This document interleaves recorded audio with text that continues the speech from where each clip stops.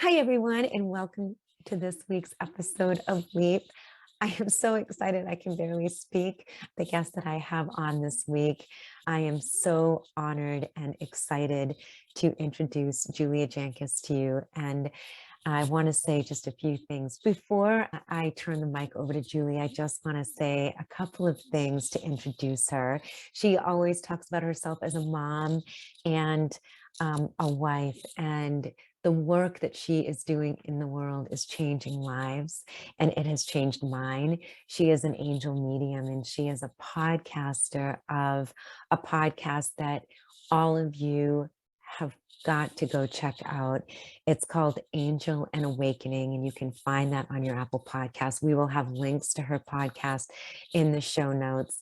I listen to her podcast every single time a new episode comes out, and I'm deeply grateful for the work that you're doing in our world, Julie. So, welcome Oh, to the show. Thank you so much for taking the time to be here today.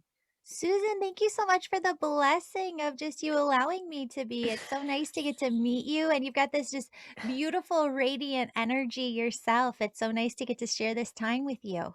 Well, thank you. So, we've talked a little bit. I know so much about you because I've been following you now for a while since I found your podcast.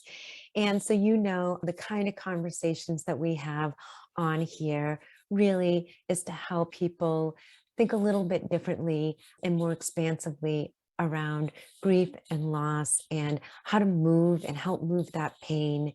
So I want you just to start talking, first of all, what you do and what it means that you Yeah, talk to the angels. So let's just yeah. start there. Perfect.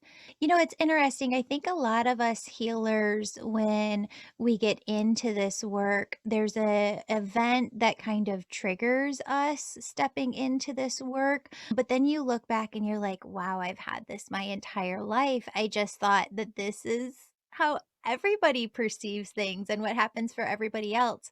But what I do is I talk to angels and loved ones on the other side. Some people have the gift of evidentiary mediumship, meaning that they can come into a reading and give you dates, names, very specific things in connection with your person on the other side. And I see evidentiary mediums as really having a purpose of helping other people find hope and belief that there truly is an afterlife, which is fabulous. But in 2011, the energy really shifted here on earth, and the seraphim angels really started coming in to help humanity start to work towards a different time and space on earth where we're bringing in more peace. But if you're alive today, you know that there is a wide swing of the pendulum happening, right? Back and forth. And so the event that kind of triggered me into doing this work, I worked in corporate America, was really successful. By age 33, I had the title, I had the paycheck I wanted, I had a team working for me, and everything that I had defined as success on paper, I had. And I still did not feel fulfilled. So my dad passed away August 5th of 2015, and I didn't know because I was from his first wife and he was on his third wife at the time. And there's a reason that all human beings do what they do, but his third wife, didn't realize that. She just thought I was a bad kid because I didn't check in with him. But I had started to catch my dad cheating on my mom when I was in third grade, again in fifth grade, and really held like a moral bound and held it in order to protect my mom emotionally. And so my dad and I had a very strong connection. He was always trying to teach me. I was a lot like him, and we would try and come back together in my teenage years or my high school years. But his infidelity never stopped. And it was just a moral bound that I kept holding on to. And so August 5th, he passed away. I didn't know. And every time I would get up, the entire month of August, brush my kiddo's hair in the morning, I kept hearing this thought within my head, sounded like my own internal dialogue, but it kept repeating, she needs a hairbrush like I used. She needs a hairbrush like I used. And Susan, I thought I was going crazy. Like, I was like, what is this voice? This is not me. Sounds like my own internal dialogue. I must be losing it. Right? Yeah, like, what else do you think? And so I'm at work a month later, I'm sitting in a meeting with a colleague. My sister continues to call on repeat over and over, and I'm like, "Something's up. I gotta take this call." So she goes, "Dad's passed." And immediately out of my third eye, I saw him brushing my hair when I was a kid. This is out of my mind's eye, and I could see him brushing my hair in his bathroom, and he was using his hairbrush that I had not thought about in 25 years. And it was a wooden handlebar with these boar's bristles, but I knew it in an instant telepathically. My dad's been talking to me. He's been trying to communicate. My daughter has his hair, and she doesn't need the hairbrush that I use, the big old paddle brush. She needs a hairbrush like he had because they have the same hair type. And he was right. She did. So I blurred out to my colleague in front of me. I go, "Oh my God, my dad's been talking to me." So I tell her the story and she goes, "You gotta figure this out." So she started encouraging me to study with different spiritual teachers. And I got to study with some of the best people at this in the world, got to learn how to develop my gifts. And now I teach people how to do this work. Some people come in, they really want to learn how to do this for themselves to Mhm, deepen their connection mhm. with the loved ones that they have on the other side. Some people just want to know how to develop all their spiritual gifts for themselves, their own intuition. And some people really feel called to start a healing business and really do this work to help humanity grow and heal. And so that's how I got started. That's why I do what I do. And I just feel so blessed every day that I get to wake up and share this gift. I am equally grateful because I get to benefit from your gift. My question to you, though, when this happened and you were having this thought, and then you saw your dad in your mind's eye, what were your belief systems prior to that? So I was raised in a very religious family where you Mhm, don't touch any of this, none of this is of the Bible. And so I really hadn't explored my intuition. But Susan, do you have those times when you remember into the past where it's so crystal clear and you realize looking back that you realize something profound in a moment and you've carried it with you the entire time? mhm. I had a moment when I was like in fourth grade, and I don't know exactly what I said, but my dad turned to me. He like lifted my little kid body up onto like the kitchen counter, and he really got close in a loving way, like to look me dead in the eyes.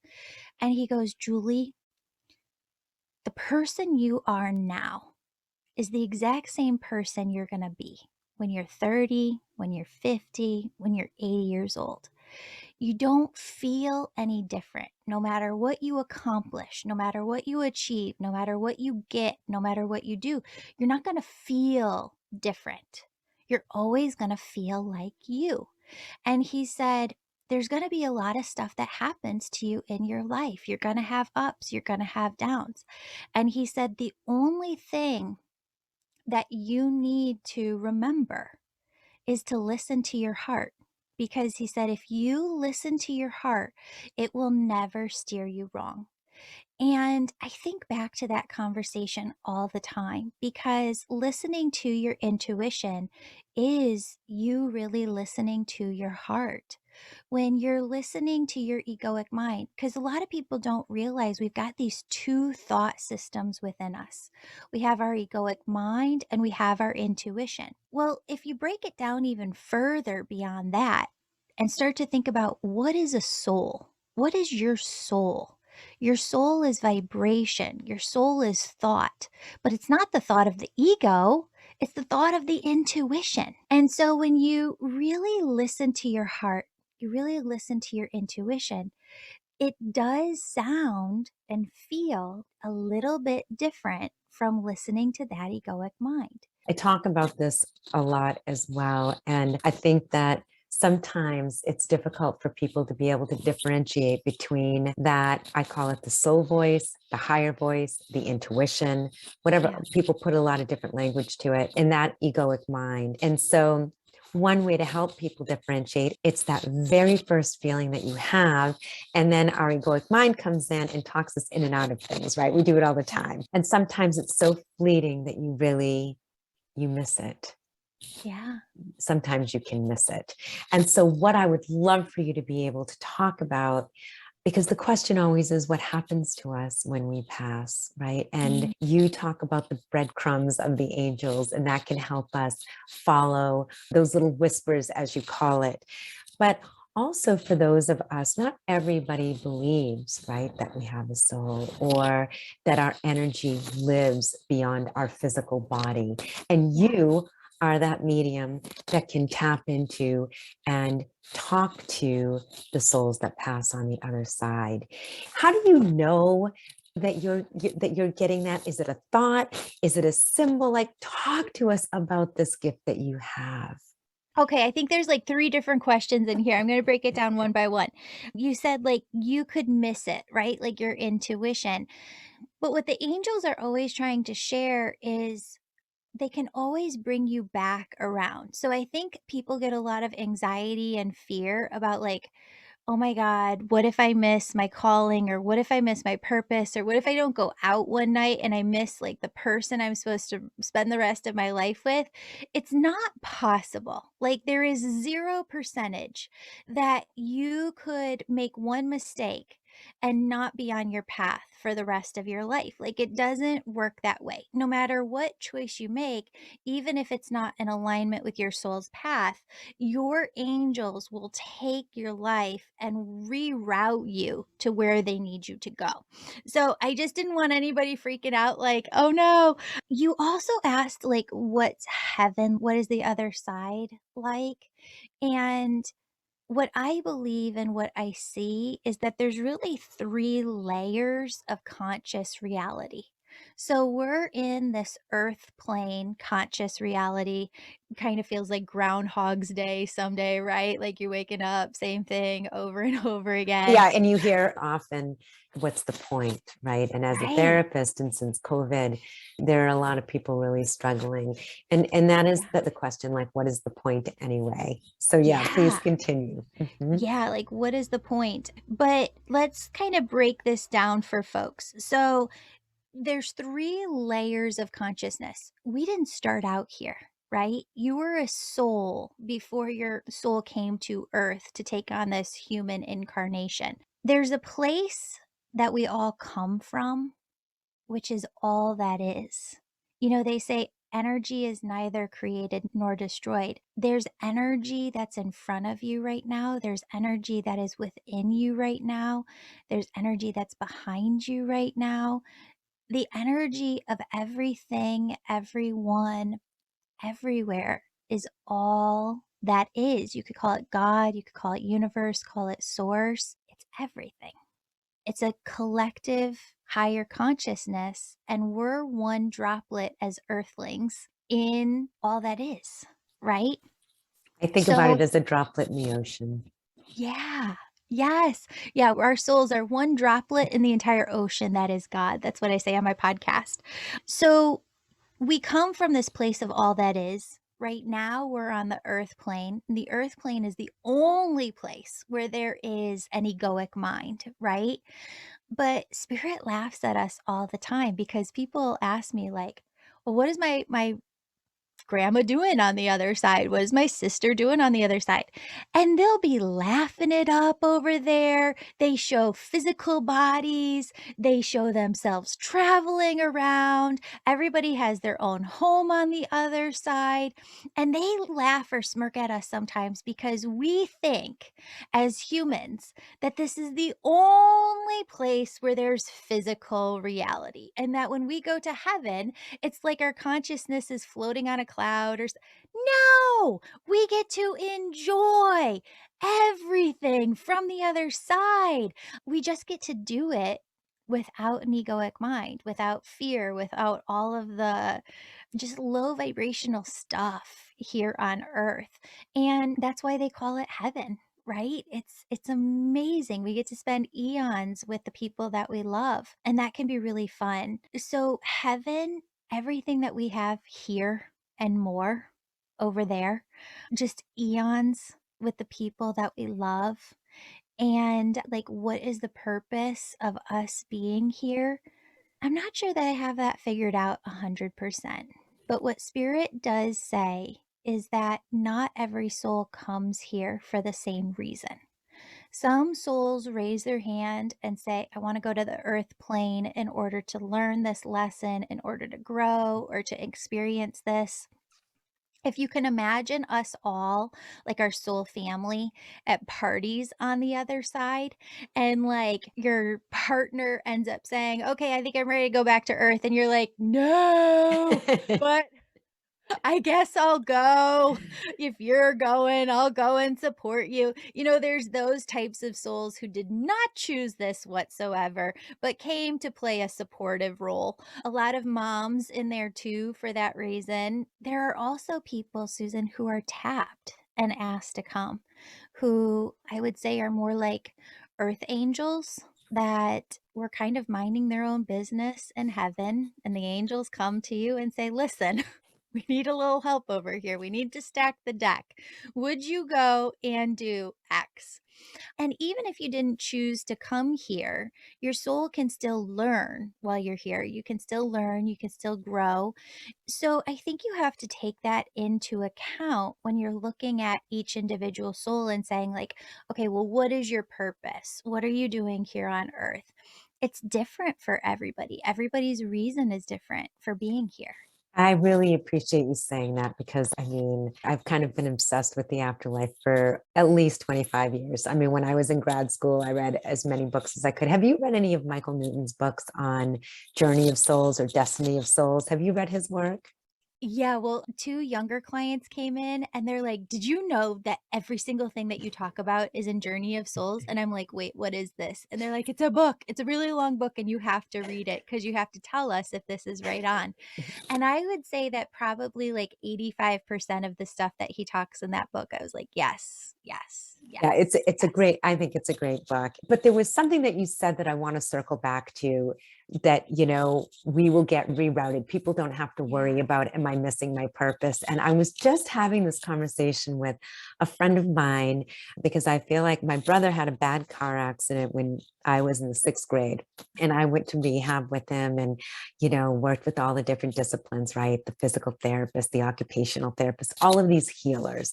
And they, for me, they were just pure magic. They were teaching people how to walk again, and they were improving their quality of life from these horrific accidents and brain injuries, all of these things. And I knew from that moment that I was going to do something to help people. I wasn't sure what. I got led into social work. And when I was a freshman in college, we had this lecture, and it was from a social worker who I think was pretty burned out in her field. And Mhm. so I changed my mind, got a degree in English. But then here we are years later. I end up running into this person, getting a master's in social work, helped her with her paper. Bing, there I was. Now I apply to grad school and I go back and get my social work degree. And so we were just talking about this, that it is impossible that all of our experiences that we have lead us to where we are. It makes up who we are, the beauty of who we are, that leads to something else, which brings me to when you talk about the breadcrumbs. Yeah. And so, can you talk about that? Because I know for me, I love listening to you talk about how we can follow those little inklings of what leads us to that next thing in our life, that next experience. Oh, I'd love to talk about that. It's one of the funnest things. So, well, and this kind of ties into another thing that you were asking before. Like a lot of times, I don't know if you've been to any classes where people talk about developing your spiritual gifts. But Yes. one of the things that I've seen a lot that I really disagree with is you go into a lot of these and maybe there'll be like a half day workshop or like a full day workshop, but they're trying to get you to hone in on one of the four clairs. So they call it clairaudience, clairsentience, clairvoyance, claircognizance, and it stands for clear seeing, clear hearing, clear knowing, clear feeling. When you are a clear seer, you have visions that you see or daydreams through your imagination, or maybe you could see an image within your mind's eye. When you're a clear hearer, you can hear auditorily, right? Like almost like I said at the beginning, my dad coming through and being like, she needs a hairbrush like I used. Those were words I was hearing within my mind, but it sounded like my own internal dialogue.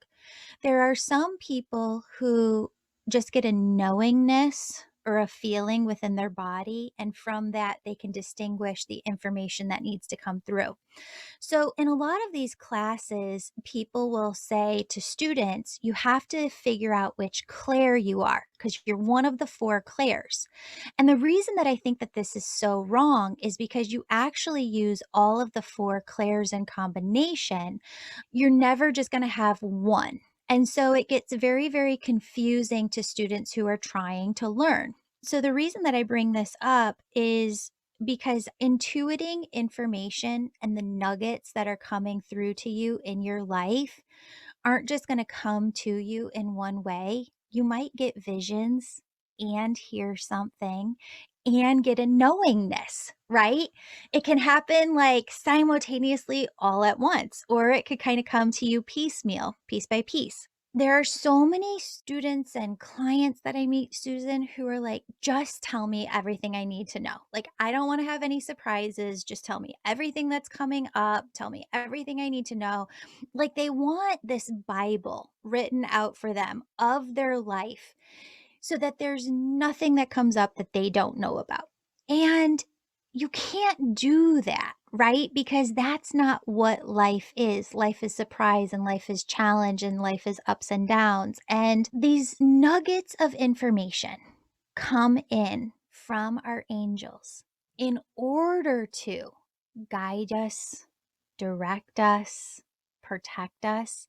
But we're so busy in our day to day, and there is zero space that most of us make to just sit in silence, or even if it's meditate for 1 minute. We never have that silence and stillness a lot. We're listening to the radio, we're doing other things, we're busy. And so you keep praying and you keep asking for things, but there's no space where you're listening to hear for the answer or to see the answer. And so what Spirit says is nuggets of information are coming into you all the time, but you never get the entire picture. And a lot of times you don't get things in chronological order.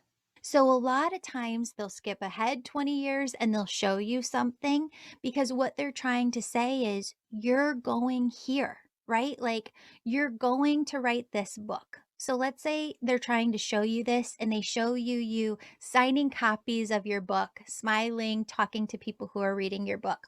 That might be 5, 10 years in the future. And once you accept that nugget of information, be like, okay, God, yeah, I'll take on that challenge. I'll do that. I'll write that book. Now they're going to bring in micro nuggets of information. Okay, here's what the book cover is going to look like. Here's what we're going to put inside. Here's what stories you're going to share within this book. Here's the editor who's going to edit the book, right? And so it's really tuning in to listen to that heart space and trust. It's also our free will to say yes or no to the nuggets of information we're seeing. So, if you're a person who sees this, like you're writing this book, spirit showing it to you, but you go, nope, not me. I could not do that. Or maybe spirit's like, you need to start a podcast. You need to start a podcast. You need to start a podcast. And you're like, nope, can't do it, won't do it.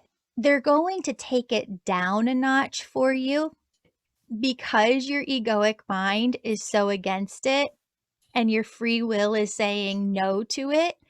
Now, what you've just done is create a blockage where they have to come around a different way to get through to you. Does that make sense? Yes, I'm smiling and laughing because I love the way that you're describing it because we create these blocks of our own expansiveness, right? Like you said, the egoic mind, where we get scared or we just have these fears that we can't do it or we're not good enough to do it or et cetera, et cetera. And all of these excuses, we put up barriers to our dreams all the time. Someone will tell you a dream they have, and it'll be followed by all of the reasons that they can't do it, right? Yeah, 100%. And what people don't realize is that they're so busy and they're not tuning in enough. And so, what they're actually doing is saying, God, I want the answer. God, I want to know what my purpose is. God, I want to know what I'm going to do in my future. And God comes in and shows you, and you go, oh, that's too big. Boom, you just shut it down. And that's your free will choice. God cannot come in and say, you have to say yes. You have the right to say yes or no. Yeah. Another thing I talk about too is that our angels, our guides can't hear white noise. And if we're Mm, not clear, if we're just giving up, if we're confused and we don't know, and if we aren't confused, we don't know, yeah, my answer to that is then it's not time to make a decision. You're not clear. But I think that what you're talking about, though, Julie, is something that I almost want to call it an epidemic of noise and busyness where mm, we're exhausted. And I think it's hard to receive answers from our angels when we're all running on fumes and yeah, fear and exhaustion. And there is no moment in our life to sit in silence. I can just literally hear some of our listeners going, silence? What is that? What does that yeah. look like? What does that mean? But I love that you said 1 minute, right? Mhm. Literally, it can be a deep breath and it can be 1 minute of just stillness. Yeah. And I think sometimes stillness and quiet scares us because of the things that come up in that stillness, right? And Mhm. that's some of the, you can call it the monkey mind, where we just have our thoughts and our worries. So, talk to us. How do we calm that mind? And how do we get into that stillness? Because we hear meditation all of the time. Meditate, Mhm. meditate, meditate. What does that mean? Right? Not everyone can sit, cross-legged and do the for an hour. And I think that that is still sometimes what we think about when we Oh, hear yeah. meditation. Talk to us about what it means to be able to sit in the silence or walk in the woods in the silence. There's two big philosophies on thought on this, and healers tend to go in either one direction or another. And what it is your traditional idea of meditation is like you need to be in an ashram, or sitting in lotus position for 8 hours a day in order to get any healing benefits out of it. The angels say that's completely false. You need just 1 minute brings in so much. What happens is when you sit in silence, and this is the other philosophy of thought, when you learn how to bring this energy into your everyday life, you learn to almost, I call it oneness instead of meditation, because it's that realm of being where, like I was talking about before, you're connected with all that is. And scientists have actually proven that you have to be dialed into this higher vibration in order to be able to tune into your intuition to a higher degree. So, what I did in my book, it's also called Angels and Awakening, just like my podcast, is it's walking you through 12 weeks of really learning how to communicate with your angels. And the first 4 weeks are just learning how to get into oneness, stay in oneness, hold oneness while you're in communication with others, hold oneness while you're doing other things, because meditation and that oneness state doesn't have to be something that you just do, 8 hours a day. You don't even need 8 hours. Start with 1 minute every morning. Try and get into it like 1 minute during your day or at lunch, and then 1 minute before you go to bed. What happens there is the angels are able to kind of use that opening of you spending 1 minute in oneness to widen and bring in more of that energy into your being, your chakras, your auric field. And have you ever heard of Buddhists talk about levitating? Like they Yes. feel. Okay, I don't believe that they're actually physically talking about your body lifting off Levitate. the ground, right? It's more of a feeling. You almost feel like you're levitating when you're in this oneness energy. And so once you can get into it, you learn to hold it more and more. And it's the channel, right? Oneness is this channel through which your loved ones on the other side can speak through to you, and through which your angels can speak through to you. And they do all the time. They show you signs, they bring in angel numbers, they're trying to help you on your path, make decisions about different things that are going along, tell you about what's happening with your kids. They're always bringing through information.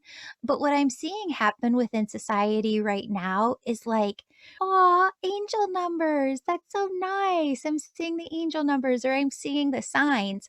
And then boom, it's like we shut down there and we're not going deeper into it. No. You're seeing the sign, you're seeing the cardinal, you're seeing the butterfly, you're seeing whatever it is because they have a message for you. Mhm. They're trying to teach you how to communicate with them on a completely other level, because we can really develop great relationships with our people on the other side. Where people get hung up is it doesn't sound like this. Like, your person can no longer be here right in front of you having this physical conversation. Their communication with you now is completely telepathic. And so you have to learn how to develop those four clairs within yourself in order to be able to have that relationship and communicate. It's so beautifully put it. I often feel speechless when we have these kinds of conversations around the way that we're communicated with, because I've lost both my mother and my brother, but my brother, his signs and the way he communicates with me are so obvious. Like I couldn't possibly brush them away even if I wanted to. And my mom, because I'll have these conversations with my friends, they'll say, I don't feel like I'm getting the sign. So I want you to speak to that when they're like Yeah. desperately waiting for the sign and not feeling like they're getting the sign. But I Yeah. also would love, after we have that conversation, would love for you to talk to our listeners about how you're doing that channeling, because you talk about the four C's, and I'm sure that you have to incorporate all of those, but I know we don't have you for very much longer. So I would No, love for you that's to okay. speak to that as well. So first is when people don't know or feel like they're getting a sign. Okay. Have you ever heard of the work of Dr. Lisa Miller? Yes. I'm Okay. trying to remember how, though. Can you remind me? The name Yeah, sounds very familiar, but I'm not remembering. totally. So she wrote this book and it's called The Awakened Brain. Okay. And I do a lot of reading, and what she says very clearly, and she's a scientist, she's worked with people who have kind of been almost suicidal in like that wing of the hospital for decades. But then she found that some people were getting better and some people weren't. They were coming back in every couple of years. And so what she found is that there's a lot of different things that she found, but one of them is that there's different ways that our brains work. And just because we can see it within the brain doesn't mean that there isn't God that it's all tied into and an afterlife that it's all tied into. So, what she says is it's scientifically proven. If you shut down and say, I'm not open to signs, I'm not seeing the signs, what if I never get the signs? You're not going to see them. When you are closed to signs, you don't see them. When you just say, God, please open my heart. I want to see the signs. I'm open to the signs. I know you're sending me the signs and you're trying to make it as easy as possible. You start to see more of them. And the more that you're open to signs and the more that you're seeing them, the more that you actually see. Okay. The more signs that you actually see. So, with that in mind, people who are saying to themselves, I haven't seen the signs, I'm never going to, again goes back to your free will. And if you're closed, there's not going to be an openness, right? Like the other side cannot force an openness within you. What is faith? What is hope? What is belief? It's you choosing of your free will to believe that God's going to make that space for you. So when you choose hope, faith, belief, you choose to be open. You choose to say, God, I don't know how you're going to send me this sign. I don't know when you're going to send me this sign. I just know that you're going to. It creates the opening because you've just said, yes, I'm going to allow this within my life. And so I say the first step is really just tuning into, am I even open to seeing that sign? Or am I kind of closed off? And is my egoic mind continuing to repeat these statements within me? I can't. It's never going to happen. That impacts what we do see. How do I know that it's them? One of the ways that I differentiate is that when the egoic mind comes in, it has a ton of emotion behind it. That emotion might be fear, that emotion might be panic, that emotion could be overwhelm or anxiety, but it's a statement, a feeling, or something that you see relatively similarly to your intuition, but then there's so much emotion with it, pressing you to take action, right? A lot of us think that that voice is ourselves. And so we continuously follow it blindly. Awakening is really starting to question that voice within you. And if it does have a lot of emotion, break down why it has the emotion. What is your egoic mind trying to get you to do? And is that really the way that you want to go? Or is that just the way that your egoic mind wants you to go? I like to say that the egoic mind is kind of like a train. It wants you to hop on board and it's going to take you anywhere it wants to go. Your intuition is very, very different. Your intuition, it's just there. Information is just there. There's no heightened emotion to it. There cannot be. Why? Because it would influence your free will decision. So it's not going to have a ton of emotion. It's going to be there and then you choose. Yes, I'm going to follow it. Yes, I'm going to do this or no. And so we really are in control of how much we're communicating with the other side, how much we're working with our angels and our loved ones over there, so much more than we actually realize. Thank you. Yeah. That's probably one of the best distinctions I've heard between the intuition and the soul. I took a whole 9-week course on being able to differentiate those two things because I do think people get very confused. And I like this idea that one of the guideposts that it's the egoic mind is when we have that emotion behind it, that fear, one way, that when sometimes it's not fear, it can also be joy or, enthusiasm or whatnot. My other question then, going to the work that you do, the specific work that you do when people come to you for a reading that they've lost a loved one, how do you tap into that? How do you prepare yourself to tap into that? Like before a reading? Hmm. Mm. Okay. So what's interesting is like what I was talking about at the beginning. Some people are evidentiary mediums. So they're bringing through these very specific things in order to increase a person's belief in heaven, in the afterlife.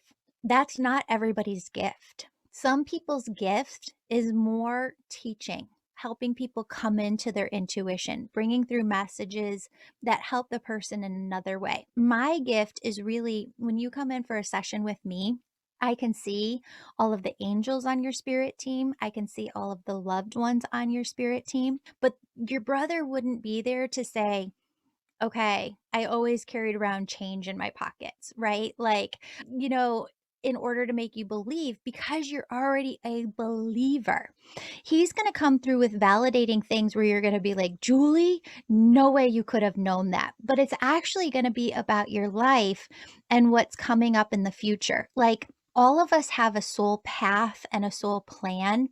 And so your spirit team, your angels, guides, and loved ones are on the other side saying, Susan, you need to stop thinking this from your egoic mind. You need to start seeing this because this is where we need you to be.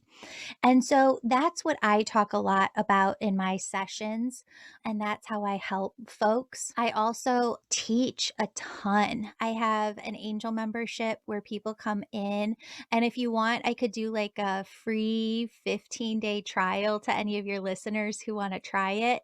I can give you a link for that. But Ooh, that sounds amazing. yeah, yeah. So what I do is, people are all at different points in their life. And when someone goes through a spiritual awakening, oftentimes they're like, I've read 50 books and I still feel lost. I created this program that walks you through an entire year with your angels, where I speak to you and I have a different topic I'm speaking on almost every single week. I have different workbooks that I'm going to walk you through, different healing audio recordings that I have you listen to gain that energy from it. But everything's all in one place. So you don't need any other books. You don't need anything else. We have a private community. We have a new live event almost every week to help provide this space for people to go through their spiritual awakening together. Because I don't know about you, but when I went through it, I did it all by myself and it was so lonely. It is lonely. And I think that, healers need to be with other healers and Yeah. needing to find our tribe because it Mhm. can be lonely. And I think that the other piece of that, I know at least in my work, I train a lot of clinical teams. And so you're constantly holding space for people, for that growth. And it can be very exhausting, right? It can be very taxing. And so it's important to also refill that well or recharge that battery. I love this. I know I have been looking into your classes myself because I Yeah. think they sound amazing. And again, we'll have all of the links to your website and Yeah. to your podcast that I highly recommend, even if nobody wants to take classes, to just to listen to Julie's podcast, because I know that in and of itself is so uplifting. It's just such a high vibe. I feel so good after I listen to one of your podcasts, truly. At the end of my Oh. day, I take my little miniature Aussie doodle here and I go for a walk every night. And I wish that you had a new podcast every single day, quite frankly. But I really highly, highly, highly encourage people to just start listening to the stories on your podcast because it's angel story after angel story. But you also do a lot of teaching on that to sort of reinforce how each of us can tap in and really pay attention to those breadcrumbs and listen to our own angels. But I think even more than that for me is that constant affirmation that my brother and my mom are right here. They're always with us. And I think the deep sadness around our grief process is knowing that, at least until we pass, that we're not going to have that physical presence with them. And Mhm. so, even though I know I get these messages all the time, it's not the same for me as being here and talking to my brother. But what it Yeah. gives me is such a sense of peace, I think. And also, I know that I'm going to see them again, but really, I know that they're with me. I Oh, yeah. really know it. And I will still cry and I still miss them, Oh, right? I will absolutely. miss that physical presence so much. But what has definitely helped me on my own grief journey is knowing that that veil is so thin. Yeah. It is so thin. And then, of course, I listen to people like you that just reinforce that idea that I'm not crazy, that I really am getting these messages. I'm not making it up. Yes, of course. No, you're never making it up. Can I ask you 2 things? Was there something with a motorcycle? Why does your brother keep showing me the motorcycle? Oh, because he going to make me cry because of the scooters that he rode in Bali. And I went to Bali, I went twice. He died over in Hong Kong. And so when we were over there, people are crazy on scooters. But in Bali, when we were there, when he was alive, everybody rode these scooters. And I'm like, oh my God, people are just going to die because there were just scooters everywhere. You can't imagine. I don't know if you've ever been to Indonesia, but it's insane. So that is very funny that he would bring up the scooter. Oh my goodness. Yeah, well, sometimes they bring up memories like that just to show you that they still have those memories too, and that they're very much cherishing them. The other thing is, I don't know if you see butterflies as a sign that mom sends you, but I keep seeing them all around you. They're directly from mom. And I feel like even in the winter, you'll see butterflies, maybe not outside, but like on different things, or like, you'll just pull up something and then there's butterflies, but she sends them to you all the time. Well, it's funny because 222, when we talk about numbers, the twos are what I see all the time. And today, one of your assistants sent me a quick email and it was 222 and it made me smile. And I never get nervous before these interviews, but I literally said out loud, I felt like I had a swarm of butterflies inside of my stomach. And now Mhm. you're telling me about my mom. I think that she knew how excited I was to be able to have you on the show. So thank you for Oh. that. And so I'm going to ask you the same question I ask all of my guests at the end. And I can't wait to hear what you have to say. But what self-love means to you? Self-love? So I probably have a different answer than most people, but I was raised in, my parents are great in their own ways, but I'm probably the only highly empathic person in my family, and I always felt very different as a kid. And I had to learn how to trust myself even when other people were saying, "Oh, go do this or go do that." To me, self-love is keeping my own confidence in myself high and trusting myself in the direction that I need to go over the direction that anybody else wants me to go. Thank you for that. Yeah. Thank you for this beautiful interview.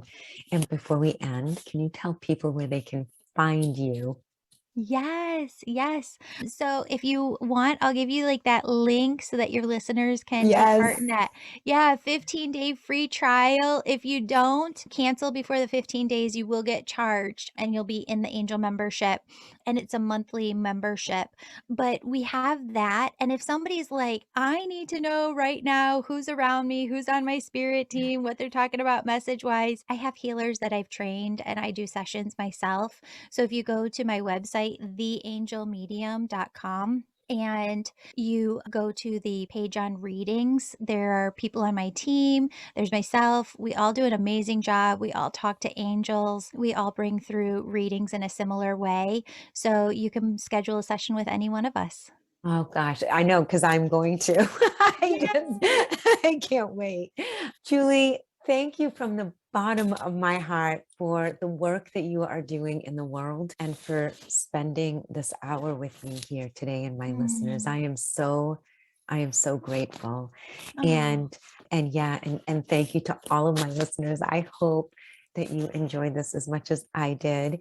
And thank you for tuning in and listening. And we'll see you guys all here next week. Thank you so much for tuning in and listening.